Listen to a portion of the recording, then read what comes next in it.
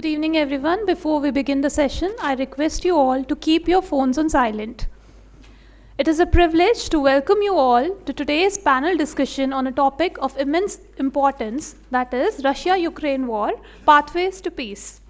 This esteemed panel event is brought to you by the Indian Futures in collaboration with the India Habitat Center. We are extremely privileged to have with us an esteemed panel with a distinguished career.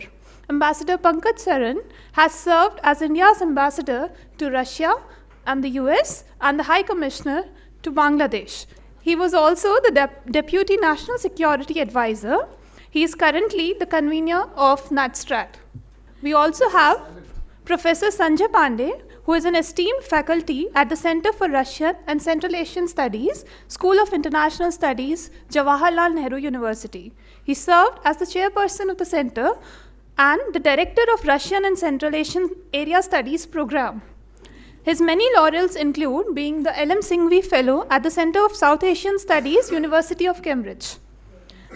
Our distinguished chair is Ambassador Bhaswati Mukherjee. She was the Ambassador of India to Netherlands and been the permanent delegate of India to UNESCO. She is also a proud author of several books, including India and EU, An Insider View. In her remarkable career, she has challenged several glass ceilings, and including the most recent one when she became the first female to be appointed as the President of India Habitat Center in 3 decades.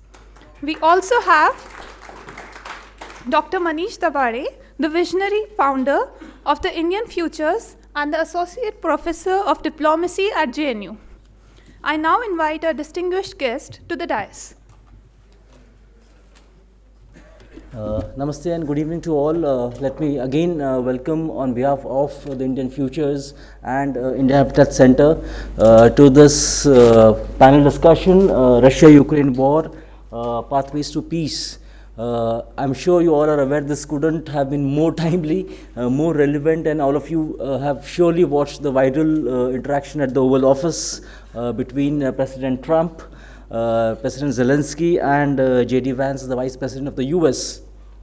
But I think the entire credit for today's theme goes to Ambassador Bhaswati Mukherjee, who in fact this program was decided at least a month earlier, and she had that extreme foresight and vision that Manish, let's do this because this is going to be extremely relevant. So all credit to Ambassador Mukherjee for suggesting this theme.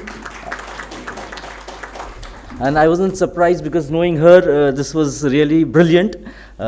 So we are at a very important juncture in that sense on the Russia-Ukraine war front.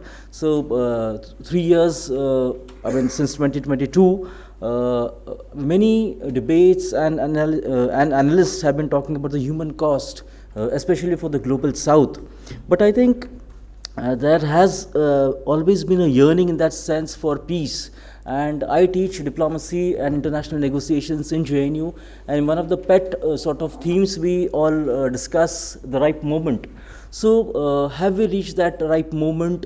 The so-called summer offensives, winter offensives, we have been talking about it, national security, defense professionals have been talking about it, but really nothing seemed to go in either's favor. So I think in that sense, this had to happen, or we had to reach this juncture. But I think the most important elephant in the room is obviously President Donald Trump. So it's Trump 2.0, who is now talking about return of the common sense and wants to be the peacemaker of the world. So in that sense, so what would be the possible pathways to peace? And again, that is what we're going to discuss today from really formidable speakers. And I think it's very important to put it in perspective that it is really, we are talking about this theme where there's a real shift in the geopolitical and geoeconomic order. There seems to be the US-Russia rapprochement on the horizon in some ways. At another level, are we also seeing an end of transatlantic relationship, transatlantic partnership? Has the West, completely in that sense lost the plot about how to handle the conflict in the Eurasian region?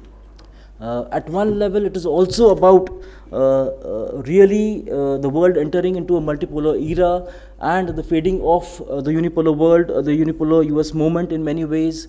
The other very important question sitting in New Delhi, what is at stake for India?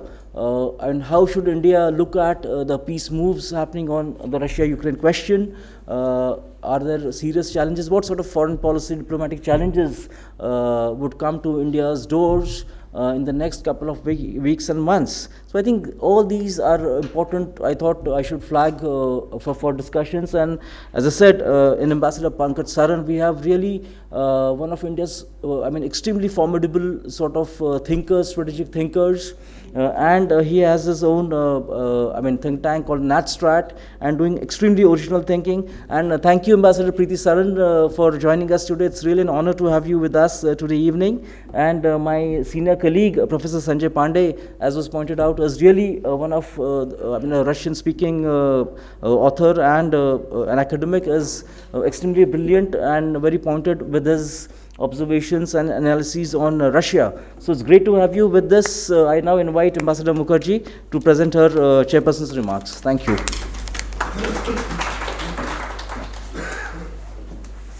Thank you very much, and good evening all of you.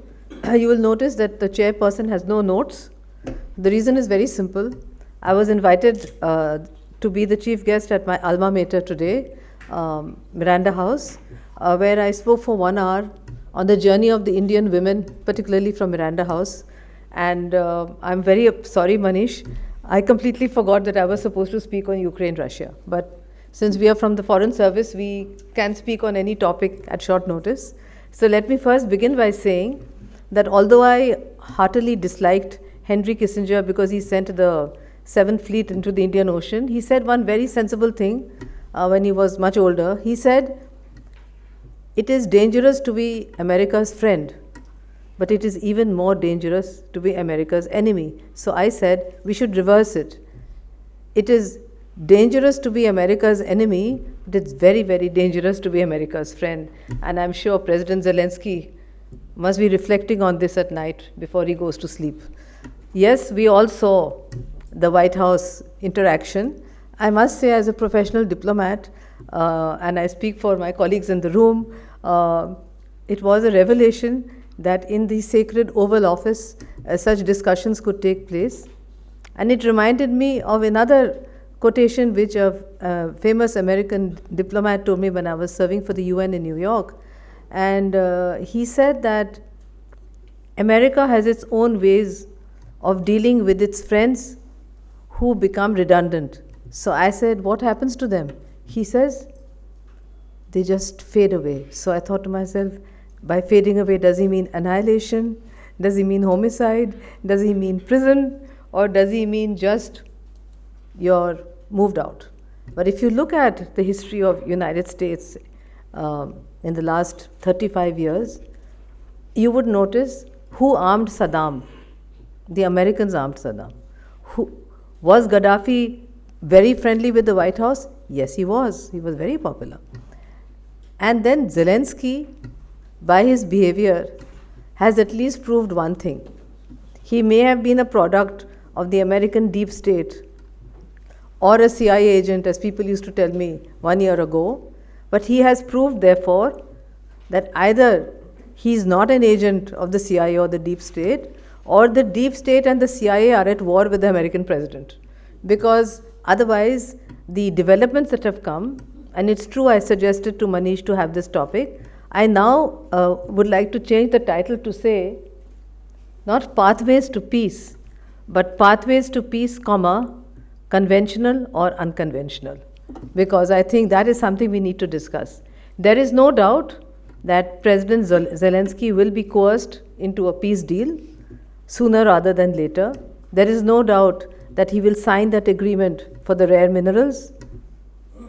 There is no doubt, in my perspective, that the deal will include freezing of territories where they are. The only uncertainty is that since I am sure that Putin will never accept European peacekeepers, will then they finally go back to that much maligned and forgotten organization called the UN and its Security Council, and asked the UN Security Council to provide, as we've often done through the UN, peacekeepers, in which case, an interesting question for us, an interesting conundrum is that India has always accepted being part of peacekeeping operations, but not of peace enforcement operations. We were asked, I remember, when Bajpai Sahab was PM and Advani ji was DPM, and we got a lot of pressure to send a full battalion to keep the peace in Iraq. And I still remember Advani ji telling me, because I was with him when the call came, he said, India cannot shoot an Arab. It's not possible.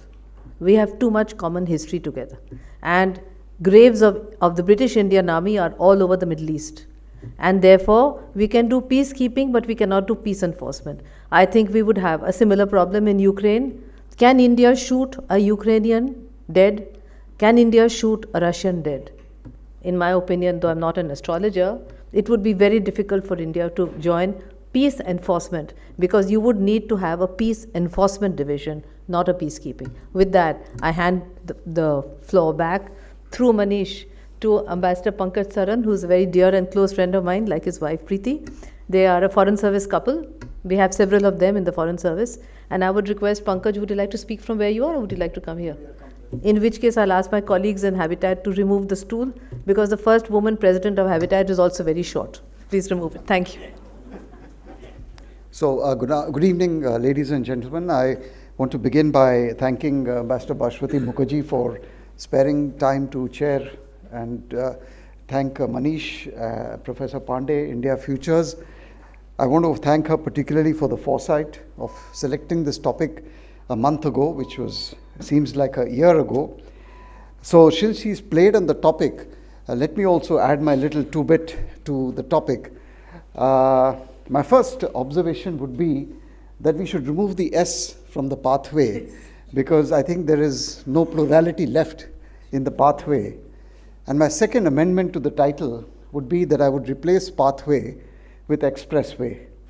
I think pathway and pathways sounds far too tentative today to discuss a subject like this. So if I had to choose the topic today, I would have said expressway to peace.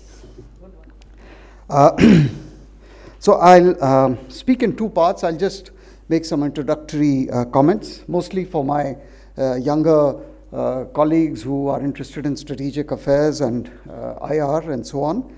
And then I'll go to the second part of my comments. So the introductory part is, number one, as an Indian, did we get it right? That's really something which all of us should be asking, all of us who study international affairs, international relations. And by saying, did we get it right, by it I mean the start of the invasion in 2022 and the way it's coming to an end in 2025. Or have we been behind the curve at every stage of this whole episode? So I think it's a question that should be discussed in classrooms, in think tanks. Were we on the ball?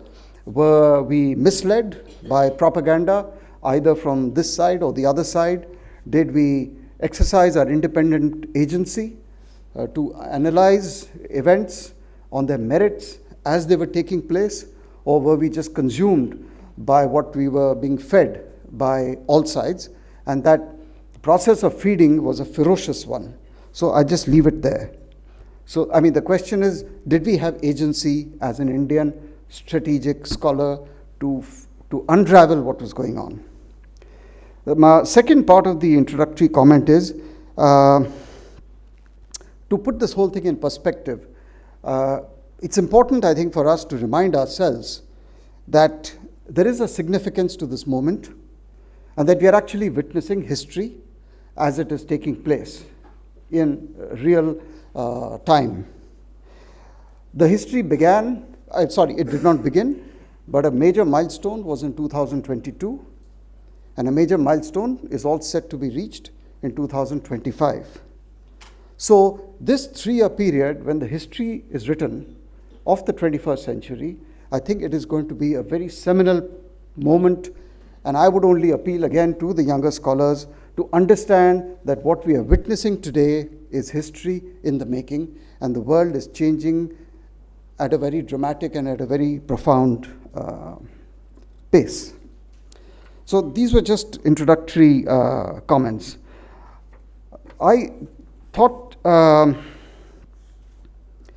will divide it into basically 6 sections and focus only on the peace. It's good that we are using the word war less and we're using the word peace more. And that is itself a huge intellectual shift in the reality that we are seeing. Till a few months ago, the conversation was about the war. I think something has triggered, and we are now dissecting the peace. So I wanted to talk about 6 parts. First is the chances of peace. Second are the drivers of the peace. The third section I want to talk about a little bit is the nature of the peace. The fourth are the consequences of the peace. The fifth are the obstacles to the peace. And the last point, and I'll finish there, would be the impact on India. So hopefully this would cover some of the issues, not all. Now, the chances of peace, this is the easiest actually to discuss. The chances of peace are 100%, in my opinion. So we can dismiss this part of the presentation very quickly and move on to the next part, the drivers of the peace. The drivers of the peace are many, but in this situation, I would say individuals and personalities would come number 1 on my list. You know, some of you who might be engineers or electrical engineers would understand the meaning of a short circuit. You know, when you have an elaborate open circuit, the current flows in all directions, and then finally the bulb lights. But in the short circuit, what you do is, you know, you just take the 2 nodes and attach them like this. And you either have an explosion or you have the lighting of a bulb. I think what has happened is that we have had a short circuit. And that short circuit has linked Washington to Moscow. So everything else in between that lies either on the north, south, east, west of Moscow or anywhere else has ceased to exist. So the short circuit is the 2 nodes of Washington and Moscow have basically hooked up together, and everyone else is actually watching what is going on. So the drivers of the peace, I think clearly, is the US election, the arrival of Donald Trump, and I think history will record that had it not been for Donald Trump, we would not be here today. So the first driver of the peace is an individual. And of course, we can discuss what he represents, but that's another discussion. The second driver of the peace, I think, is the battlefield situation, which is now fairly well established. So I would say these are the 2, in my opinion, what is actually driving the peace. The third is the nature of the peace. What kind of peace? Ambassador Mukherjee referred to it. What are the issues that we are trying to look at? For us or for anyone else in war, the first question we would like to know is the durability of the peace. Will it be durable?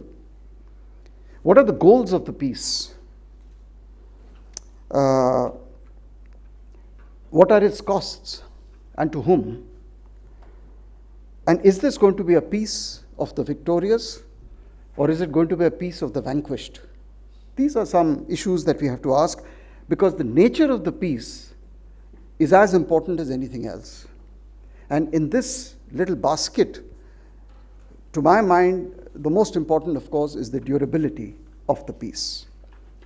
And by the way, if I permit me to go back to the drivers are, of course, Donald Trump, but everything he stands for. So in the last few weeks, since the first Senate confirmation hearings of his cabinet officials, till today, what we are hearing are statements and comments which we would have heard only in our dreams.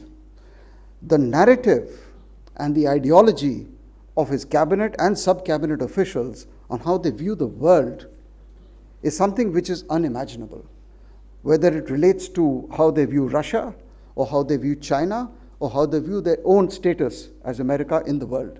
These are not statements which can be interpreted as being incremental change. These are fundamental disruptions which will change the world and are changing as we speak forever. And everyone in the world is trying to come to terms.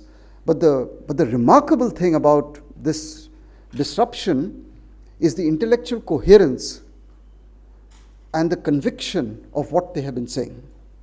So back to the nature of the peace. One of the things that they have all been saying is that it's not a quick fix, band-aid solution. We want durable, long-term peace. And the peace is going to be followed up by a first step before that, which is the ceasefire. And so we can use different words for it. We can call it an armistice, we can call it a truce, we can call it a ceasefire. But it's a two-stage process that they're looking at. And they are also looking at a durability of the peace agreement. What are the goals of the peace? The goals of the peace are to change the world. The statements made by Trump and his officials is that this was all wrong. Not just what happened from 2022, but effectively they have saying what happened from 2014. And the use of the phrase proxy war coming from American serving cabinet officials is extraordinary. So the goals are make America great again, reorder the world, look at who your primary threat is, and rejig the whole major power balance between United States, Russia, China, and to some extent Europe. And what are the costs of the peace? And I'll come to the costs. There are costs. There will be many costs. There will be lives, there will be financial resources, there will be reputation, there will be fear. So these are the costs of war. And the primary, of course, cost is going to be in terms of human life. Fourth section is, the fourth aspect of this is the consequences. What are the consequences of this peace? I mean, is there a peace dividend? That's the real point. And of course, there is a peace dividend. And the question is, who's going to reap that dividend? Is it going to be the Ukrainians, the Russians, the Europeans, or the Americans, or the Chinese? So we have to ask ourselves, what are the consequences of this peace? And in my opinion, the consequences of this peace are, as I said, going to be historic, if I can't use a better word, akin to the tumultuous developments of the 20th century, such as, for example, the breakup of the Soviet Union in 1991, or the end of the World War in 1945, etc. So this is epochal, actually, the consequences of this peace. Because what you're doing is shaping the nature of big power, major power rivalry. And that requires another level of confidence, another level of risk-taking, which is, as we can see, being exhibited by the global hegemon. Of course, we also have to talk about the obstacles to peace. And there are, and permit me, and I apologize if there are any Europeans in this room, but the Europeans are coming out as the obstacles to peace.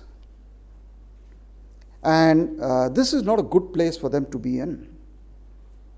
The fact is that the head of the NATO alliance has taken a decision with the full concurrence of the Russians, and they're going forward. And so what we are seeing today is another play in Europe which appears to be like an obstacle. It may not be. And of course, Mr. Zelensky himself and Ukraine. So there are obstacles to peace. It reminds me again of what Ronald Reagan did in the mid-80s when a man like him became the President of the United States with the agenda to launch the Star Wars multi-billion-dollar program and to call the Soviet Union the evil empire. And within 2-3 years, he was next to Gorbachev, and within 2-3 years, the whole thing fell and collapsed. But the question to ask us is whether Reagan faced more obstacles or is Trump facing more obstacles. And probably Trump is facing more obstacles because of the history of the last 3 years. The impact on India. I think the impact on India is going to be good. That is why we have supported the peace process.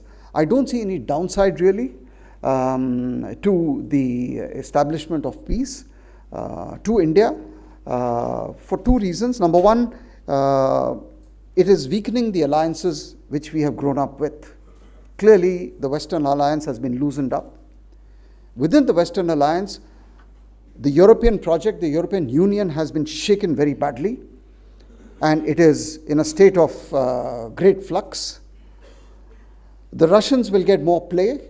They will have more options, foreign policy, strategic options. Their compulsion to put all their eggs in the Chinese basket are going to reduce. They'll be being offered more play on the global stage. And so therefore the Russia-China relationship is going to loosen up. No one is talking about a disruption in the relationship. No one is saying the energy pipelines will be cut, but there'll be a new world that will be created. And for India, that is good news.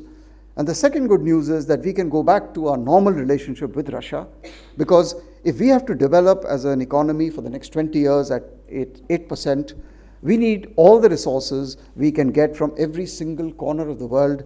And Russia, if you look at the map, and I'm sure you have, 11 time zones, they've got everything we need multiplied by 10. So we can go back to our normal relationship. We don't have to look at the back when we are talking to a Russian to be admonished by the West and be accused of pandering to a dictator or to a demon. The whole temperatures are going to come down. And this is what India has been saying from day one, and we've said it even now. So if there's anyone in the world who has been vindicated by the position they have taken in this entire conflict, it is us. And we should be really proud of that fact. Despite huge opposition from the West, who actually accused us of being traitors, of being, all kinds of words were used, epithets were thrown at us, our leadership, etc., etc. And so if there's anyone who has a stake in the success of this peace process, it is us. And I see only net positive gain for India, as I have briefly explained to you. So I'll maybe just end with that sentiment. So just imagine, as a last postscript, how far we are today from those phrases that we had been forced to internalize, such as illustrative list, that we will fight till the last Ukrainian. That today it is Ukraine, tomorrow it will be Europe. That this is the destruction of the international rules-based order, etc., etc. The list goes on. That there is an axis of evil, Russia, China, Iran, North Korea. We were all told that this is the new truth. And who is challenging this is the President of the United States. And I would just request you and suggest, take time to listen to Rubio, to Waltz, to Hegseth, their Senate hearings, their TV interviews. This is not normal. There is a new world out there sitting in Washington who are challenging their own established orthodoxies. And we, sitting here very far away, must understand the dramatic changes that are going on. And I'll just stop here. Maybe we can have more discussion later on. Thank you so much. Thank you very much for that fascinating overview. And you took us through the chances of peace, drivers of peace, the nature of the peace, consequences of peace, obstacles and impact on India. I'd just like to say that when I was studying history in Delhi University, in my MA, again, the famous Henry Kissinger had written a very interesting article explaining why the Congress of Vienna gave peace to Europe for 100 years and why did the Treaty of Versailles break down. And he gave a very simple example. He said that for a peace agreement to last, the victor must not feel completely vindicated in what he wants, and the victim must not be put in such a desperate situation that he has no other option to survive but to break the peace. And that is exactly the way World War II started, because Germany was drained of its resources. The British Prime Minister said, Germany must be squeezed like an orange till its pips squeak. And we had the Weimar Republic, huge inflation, and Hitler's rise was inevitable. So therefore I would say that this is something which a transactional American president would need to be taught by his better educated cabinet, because he is transactional and in business, he doesn't know so much about peace making and how to keep the peace, that there will be peace, it will be very fast, but it is important that beyond a point, Ukraine should not be publicly humiliated. Because at the end of the day, as they used to say before the conflict broke out, that Ukraine and Russia are joined at the hip. You would know that better than me, Pankaj, since you're a Russia expert. They're joined at the hip. They have the same history, the same geography. They admire the same authors. They write the same kind of poetry. They come from the same Orthodox church. It's actually a much closer relationship than one could have thought of as India versus Bangladesh or India versus Pakistan. Not at all. This is something which is emotional and goes deep into Russian history. And I think that point should be kept. I have great pleasure in requesting our second speaker. Would you like to speak from where you are, or would you like to come to the podium? Yes, I think it's better for the audience connect. Thank you very much. And then we will take questions from the audience after listening to Professor Dabhade. Thank you, Ambassador Bhaswati Mukherjee. Thank you, Manish. It's always a pleasure to speak with Ambassador Pankaj Saran. I have visited his institution, organization. He invited me.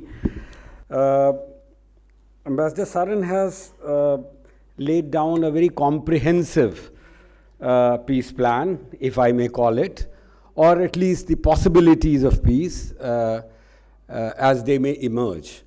So I would rather not talk about those points and discuss something else which has a clear bearing, which will have a clear bearing on the peace if and when it comes. Now, return of Trump has been, we are still trying to understand its meaning and ramifications, but it marked the return of so many things. It marked the return of geopolitics, it marked the return of realpolitik, of balance of power, of Ambassador Mukherjee talked about Congress of Vienna, and then there was concert of Europe. 19th century was the classical age of balance of power, so we see a sort of balance of power, a new balance of power emerging. It also witnesses the return of so many other things, including entente cordiale of sorts. We hear about how the entire geopolitics of Europe changed with the 1904 entente cordiale signed between Britain and France. Subsequently, in 1907, there was another entente that was between Britain and Russia, who were the traditional great game rivals in Eurasia, in Asia.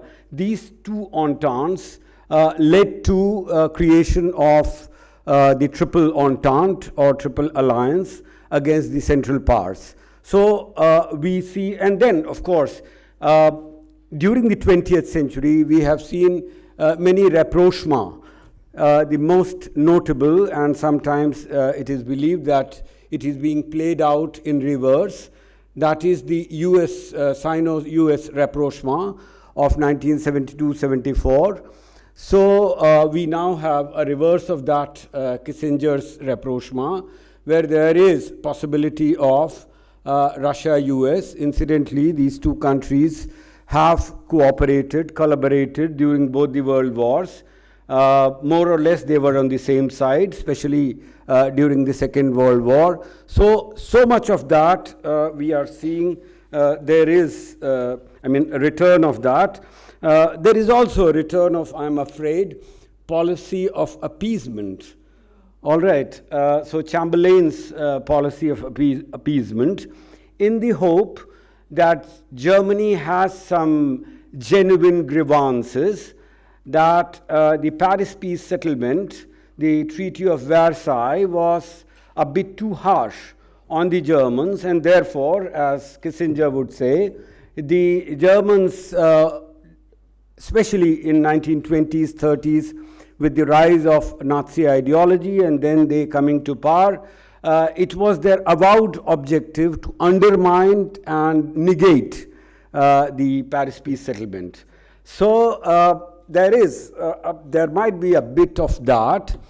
There is also the possibility of politics of partitions.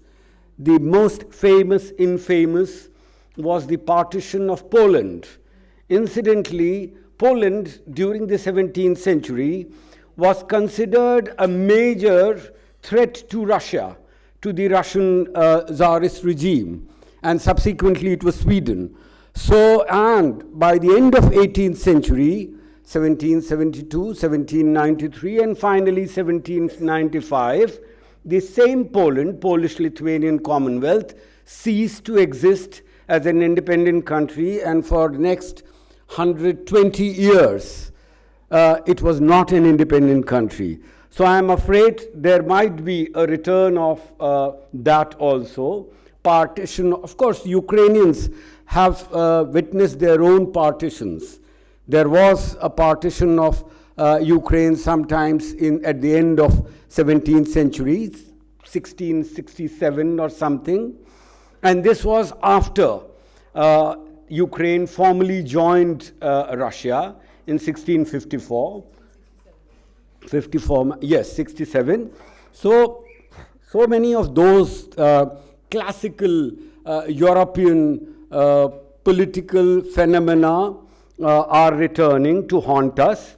And where they are taking us, of course, there is also return of imperialism, return of protectionism, return of extreme nationalism. We have seen that. Those of you who are aware of European history, you have to see the type of news reports that the English and the French press, and later on the French and the German press, carried against each other during the course of 19th century. So extreme nationalism, imperialism.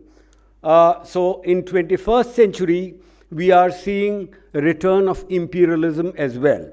Now, going from here, I don't know what to say about the chances of peace or where it is going. Some quotations about Russia have been made. I would also like to quote one, Bismarck, perhaps the greatest realpolitik practitioner of the later half of 19th century. He said about Russia, Russia is never as strong as she looks. Russia is never as weak as she looks. So Russia's strength and Russia's weakness are both imponderable. Of course, the most imponderable statement about Russia was made by none other than Churchill himself, who said, and I'll have to read so that I don't misquote, that Russia is a mystery, riddle wrapped in a mystery inside an enigma. But he also said that perhaps there is a key to understand this mystery, this enigma, this riddle. And that key is Russia's national interest. And when you try and understand Russia's national interest, you have to understand Russia's historical cultural experience. Some would say in the last 1200 years.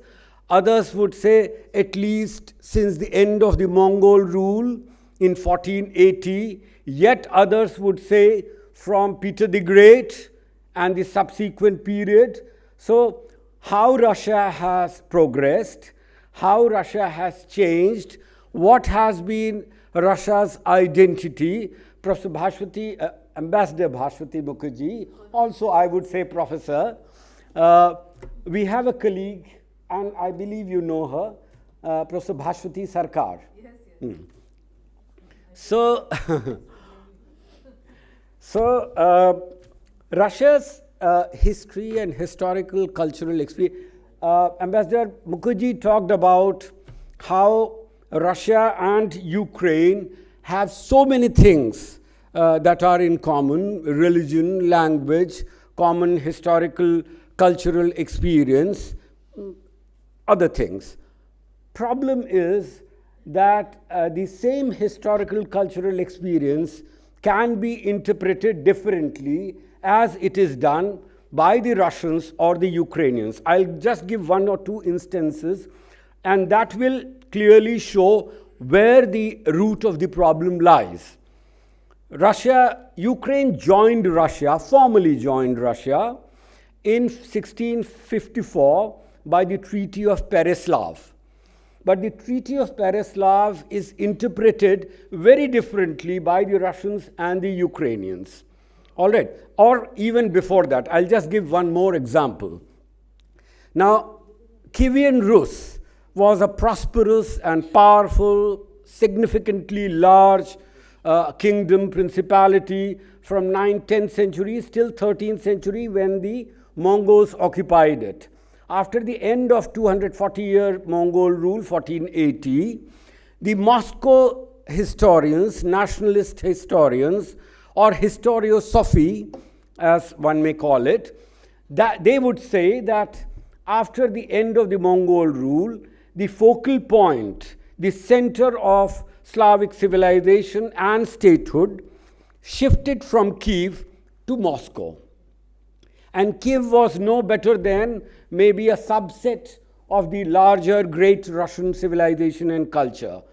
Ukrainians have a different take on that. They believe and say that after the end of Mongol rule, the Ukrainian and the Russians parted ways in some ways, at least, and they followed different historical, cultural trajectories and paths. Now come to Treaty of Pereslav. The Russians say that by this treaty, the Ukrainians voluntarily joined Russia, voluntarily. Russians perhaps were a bit hesitant, not very willing.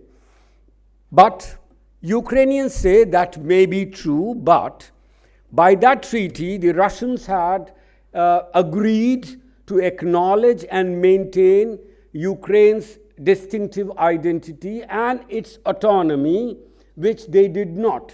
In the course of next 200 years, Ukraine's autonomy, even identity, language were undermined. A policy of Russification was followed. So for all these historical events and moments and developments, the Ukrainians and Russians have a very different take. Come to 20th century, just 1-2 points. In the 20th century, in the wake of Stalin's 5-year plan, collectivization, creation of collective farms, kolkhoz, savkhoz, and forced industrialization, during early 1930s, there was a great famine, the Holodomor.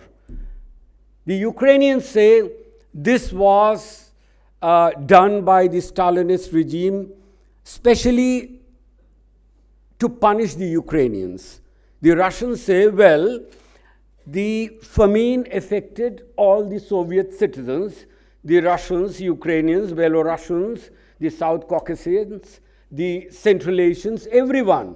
So the famine, the deaths, millions died, that affected everyone.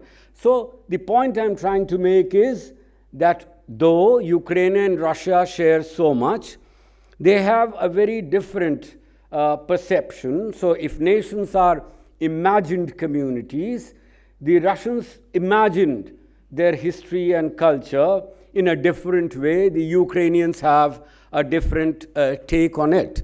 Now, what could be the possible scenarios? The last point that I would like to make, Ambassador Saran has already laid out quite a detailed possible scenario. I would like to say that perhaps there are multiple possibilities. Of course, a ceasefire or whatever, truce or whatever it is likely to come. But what it will lead to? Territorial compromise? Maybe, definitely, not maybe, definitely. Whether it is just Crimea or much more, what Russians would like, they would say that 20%, nearly 20% territory, these 4 oblasts, the regions that they are occupying, Donetsk, Lugansk, Zaporizhia, and Kherson, they would like to keep. Some Russians might even argue it was not very long back, only 85 years back. I mean, the Ukraine that you see today, at least 25% of that territories was acquired by the Soviets during the course of the Second World War, when they were pushing the Nazi army back. The occupied parts of Bulgaria, part of Romania, part of Hungary, part of Czechoslovakia, and Poland. It's another matter that the Poles were compensated for that loss by giving them other territories from Germany. But those 20-25% territory, it was the Soviets who acquired during the course of the war. Of course, the Ukrainians fought along with. There were some Ukrainian nationalists who were dreaming of independence and who collaborated with the Nazi army, invading Nazi army, but a much, much larger number were part of the Red Army, part of the Soviet army, and they fought the Great Patriotic War. So it's a very complex history. You cannot simply paint it this way or the other and blame someone. We can talk about, I can quote the realist thinkers from George Kennan, his article in New York Times on 5th of February 1997, that was more than 50 years after the long telegram and exactly 25 years before the start of the Ukraine war. February 1997, February 2022, in which he says that NATO expansion would be a great, great mistake. It will lead to hyper-nationalism and undermining of democracy and liberal institutions, which were nascent in Russia, just coming up. And it may also lead to a war. And how prophetic. I can also quote Mearsheimer, who clearly says in his interview after the Crimean War 2014 and even after 2022 that equal blame lies with NATO and US and the West. So the picture is very complex and it is really difficult to say anything more. I don't know. There are other possible scenarios. There can be a prolonged stalemate or many others maybe during Q&A. Thank you very much. Thank you very much. I'm going to ask Professor Dabhade to comment briefly before we move to question and answers. I just wanted to make one point for Professor Pandey, which is to say that in the history that he has outlined, which I understand very well, having specialized in European history, there is one thing that is very common in Ukraine, in Russia. It's also common in China. These are uni-ethnic states. They don't believe in multi-ethnicity. You have the white Russian, you have the yellow Chinese, you have the white Ukrainian. And when I went to Lithuania when I was ambassador to UNESCO, I was surprised to find there was not a single black person or an Arab in Vilnius, the capital of Lithuania. I asked them and they said, yes, it's actually a very white nation, very white. And therefore, they never got over the Mongol invasion. The Chinese never even speak of the Mongols. They can never accept that they were occupied by the Mongols. And the same is true for Russia. But for me, the greatest benefit, frankly, of the peace is that it was extremely dangerous for international peace and security, in my perspective, to have Russia become the junior partner of China. And if in this process, Russia gets back the political equilibrium that is required, that would be a balancing factor in a multipolar world for international peace and security. I'll give the floor to Professor Dabhade. No, I would just like to add, extremely brilliant presentations by, Ambassador Saran and Professor Pandey. I think the real the real points which stand out is really the power of history. I think as scholars and as analysts, I think we need to be looking much more seriously and take history seriously.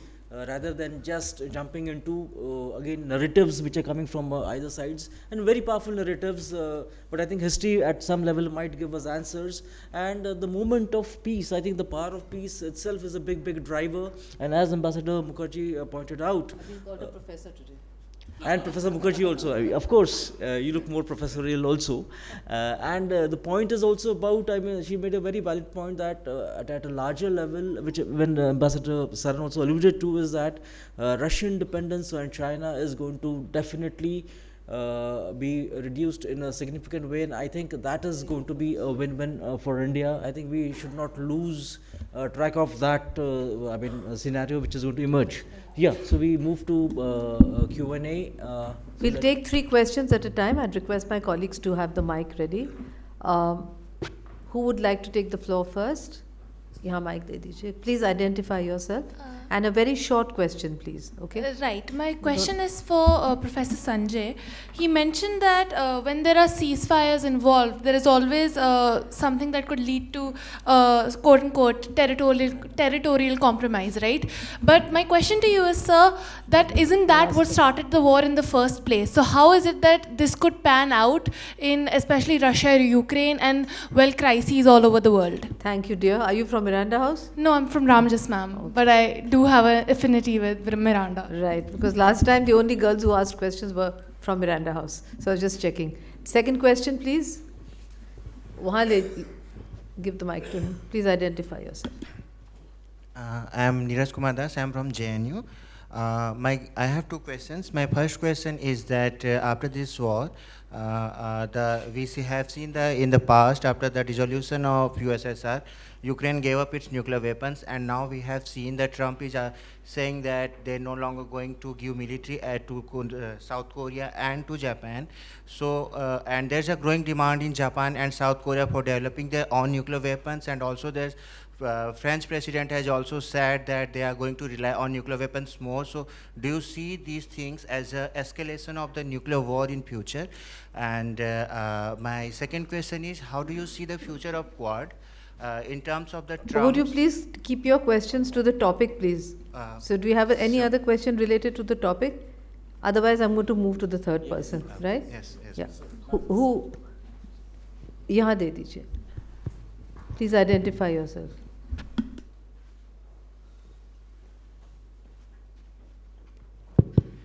Thank you for the presentation. So I have 2 questions, one for the panel and one for Professor Sanjay. So Professor Paul Post from University of Chicago, he makes this argument that Mearsheimer, his earlier works, they were based, he talked about great tragedy in international relations, that you have power maximizers like Russia, because of which security exists. But later on, Mearsheimer argued that it was the expansion of NATO, which was something Russia reacted to. So what do you think about this? And my second question would be, there are a lot of arguments these days, like Ambassador had highlighted, that the impact of India would probably be beneficial because India might gain from its relationship with Russia. But like there are a lot of articles by Ambassador Ajay Bisaria, and today Ambassador Shyam Sar also talked about that, you know, there are these perils where you can get engaged as a proxy or as an instrument of a great power. So how would India react to that? Right. I'll first request Professor Pandey to respond and then Ambassador Saran. Can I do it from here? Yes, of course. No problem. All right. So one about territorial compromise. Well, at the beginning of the war, not at the beginning, in fact in 2014, February, March 2014, when Russia took Crimea, at that time they had a very limited goal. I mean, Crimea has been or was a part of Russia from 1783, when Catherine the Great took it from the Crimean Tatars who were under the Ottoman rule. 1783 to 1954, Crimea had been part of Russia. In 1954, on the occasion of 300th anniversary of Treaty of Pereslav and Ukraine joining Russia, Russia gifted, and at that time Khrushchev was the CPSU General Secretary, and before that he had been First Secretary of the Ukrainian Communist Party. So he gifted, in 1954, gifted Crimea to Ukraine. But Sevastopol has the headquarters of Russia's Black Sea Fleet. And those who know Russian history would know that for 200, 300 years, from 17th century onwards, Russia was waging war to get a foothold on the Black Sea and then to expand it. And after so much of struggle, mainly against the Ottoman Empire, something that they got, now there was a real threat that Sevastopol would go and maybe NATO would set up a naval base there. So Russia had a definite objective of taking Crimea. But beyond that, whether they had any more objective is difficult to say. There was Minsk Agreement in 2015, according to which this would have been normalized, and then two of the Russian-speaking provinces, oblasts of Ukraine would have got some internal autonomy, and that would have been, that's what Russia at that time, and Ukraine's neutrality. But now that Russians have, they believe they have sacrificed so much, so many lives, now they cannot accept merely that. And that brings me to Mearsheimer. In fact, Mearsheimer says, he talks about three things that Russia has objection to. One is Ukraine becoming part of NATO. Other is Ukraine becoming part of EU. And the third is Ukraine as a democratic polity on the borders of Russia. Mearsheimer says Russia could have taken one or two of these, but certainly not all the three. A democratic, liberal, capitalist Ukraine, prosperous Ukraine on Russia's border would have posed a challenge to Russian model or Russian, the nature of Russian democracy, sovereign democracy, or Hungary's illiberal democracy or guided democracy. And then, so NATO, EU and democracy, all the three Russia could not take. And therefore, this war. Yeah, okay, thank you. No, on the territorial, of course, Professor Pandey has explained. Look, the history of Europe, the history of Ukraine, the history of Soviet Union, Russia, what does it suggest to us? It suggests that territories and borders, if there is one characteristic of that continent, it is that borders have changed regularly. It was, let's say the Austro-Hungarian Empire, then the Ottoman, and there is a history. The two world wars and so on. So I don't think change in territories or borders is something which is that heretical or unknown in Europe. My only request to you would be, and of course your question is legitimate, but let's not confuse the woods for the trees. This is a much bigger game. Much, much bigger. It's about rearranging the world we live in. And when Rubio and Walz and Witkoff were asked this in Saudi by American journalists, the questions you are asking, not once but 2-3 times, he just dismissed them. He said, that's detail. We are here for a much bigger game. So my only request to you is, if you are studying IR and so on, of course you should. I mean, it's a technical thing and you must definitely get into it. But this is only a very small component of, and what I would appeal to you is to understand that you are going through a very fundamental reordering of major power balancing. And that's the real game out here. Of course, as Professor Pandey has said, I mean, if we want to get down to this discussion, we can, but it's not going to help us very much to understand the implications of what we are living through right now. It's extraordinary. And on the nuclear, I will just say, let's see, these are early days. Macron statements, I would not attach too much importance. But if there is the main point is that within Europe there are lots of divisions, even on how to arrange themselves militarily, not to speak of nuclear. And on the India as a proxy, I don't quite know what you mean. I think we have shown our agency in the last 3-4 years, to the surprise, I don't know why, of most of the major powers. But we have stuck our ground.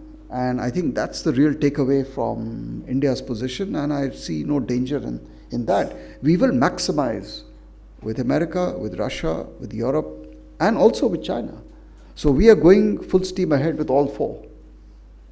In fact, the answer to that, Pankaj, was given by our Prime Minister to Trump when he said, you have MAGA and we have MEGA. Yes. Make India great again. If they have Make America Great Again, which means we also follow core national interests. We have time for 2 more questions, and then you can catch these gentlemen outside the door. Anyone who wants to ask? One? Okay. Thank you. I'm Kapesa. I teach in Allahabad University, and I was a student of Professor Dabhade at JNU. Yeah. My question is to Ambassador Saran. In terms of rearranging the world we live in and India redefining itself in the context of the Russia-Ukraine conflict, has it changed? I mean, from the way it started and now with the change in the American administration, has India's prospect of becoming a instrumental actor or a bigger player in the world politics, has it changed since the time it started? We'll take a question here from the lady here, and then there's a gentleman who asked. You have the floor. This is just a little curious question. See, Sweden and Finland had also joined NATO. Now, how is it that Russia never threatened Finland because it shares the border with Russia? How did that happen? And it was really went hammer and tong at Ukraine. The last question. Yeah, Professor Dabhade's student called Aditya. JNU. Oh. Thank you, sir. Thank you, both the speakers, for the wonderful presentation. My question is to Ambassador Saran. Sir, the whole talk that is going around that US should try and wean Russia away from China. But my question is, given the dependency between China and Russia, will the US and the Trump approach be successful in this attempt? Thank you, sir. Yeah, hi. last This is question. Aditya Basu from adityabasu.com. I'm an independent blogger, ex-journalist. So my question is, if we look at Trump, we can look at his exit from World Health Organization, Paris Agreement, United Nations, Human Rights Council, and also enforcing the peace accord in Ukraine, about Ukraine without involving Ukraine in the process in the table, right? So everything is questionable. Now, the way it's done, the normal speculation is it's kind of a handoff that is happening. They have given Syria away, Russia, and they are taking Ukraine instead. The world is getting divided into two polar regions, Americans and Russians. So, sir, any thoughts in that respect? And when it comes to India, I guess we are shaking hands with everybody, right? So we don't have any stand at all. Hello, this is Ajay Pratap Singh. I teach political science and IR at Kalindi College, and I've done my PhD under the supervision of Professor Pandey. My question is, since, I mean, for quite a few years, the intra-state wars have been normal, but this inter-state war becoming a new normal. We have already had 3 years and 2 weeks of Russia-Ukraine war. How is this new normalcy? How is that problematic when you think of peace? And this also questions the efficacy of the international community, the international organization. Are they really in a position to bring in peace? So I'll ask Ambassador Saran to respond. I'd like to just remind you that when people make that argument, the Goras make that argument, they conveniently forgot how they carved up Yugoslavia. What happened in Yugoslavia? How did Germany support Croatia? Why? Because there were so many neo-Nazis in Croatia who fought in World War II with the Germans. How did they carve up Yugoslavia the way they did? So I would not accept, as a diplomat or a historian, the Gora argument that what Russia did was unprecedented, because the Goras were doing it all the way after the establishment of the United Nations. I give the floor to Ambassador Saran. So I'll just quickly run through, because we are short of time. On the Indian position, how it has changed, I mean, clearly, I think Dr. Jaishankar mentioned it yesterday, there is certainly a new traction to the concept of multipolarity. And I think this is what we are decisively entering into. And from that perspective, it suits us to have a loosening of the alliances, a more freedom of options and decision making and choices, foreign policy. But no one expected this short circuit between Moscow and Washington, which I told you, because that's what the Russians wanted all the time. And the moment Trump said, I will talk to you face to face, 50% of the solution had already come. Because that's what the Russians wanted. Give me respect. Listen to me. No one was talking to him. On the Finland, it's interesting, and that's the whole point, that Ukraine, the disagreement within the Europeans and between Europeans and the others was that they do not accept the argument that Ukraine is sui generis. So they say that if it is Ukraine today, it could be Poland tomorrow. So when we talk to the Europeans, and I say, and they know it, that Ukraine is not a European country. I mean, if Putin had invaded Poland or Lithuania or Estonia, we wouldn't be sitting here. We would be in the middle of World War III. So this is a sui generis, and this is what the Europeans don't accept. They take absolutist positions that it is an invasion, full stop. And you cannot, kind of color or to patch up the act. So, in my estimation, I don't think Russia is going to invade Sweden or Finland or the Baltics. That's going to be another ball game altogether. And it is actually precisely because of this that Article 5 and Ukraine's entry into NATO will never ever happen, for the only reason that the NATO doesn't want Ukraine there. Because if you bring in Ukraine, you're putting the alliance at risk of a war with Russia. And if there is a war between NATO and Russia, we can assume that it will not be limited to Europe. On the weaning away issue, I would only guide you to statements by Trump cabinet officials who begin the whole proposition by saying that today, for the United States, China is by far the preeminent challenge to American global supremacy. And I was just reading even Elbridge Colby, who's a disciple of Moshe, his Senate 2-hour, please hear it on YouTube, extraordinary. What he says is that we've been wasting our time here, and the whole thrust of the whole thing is, he says, I don't understand why the Biden people, for whatever reasons, they just pushed Russia.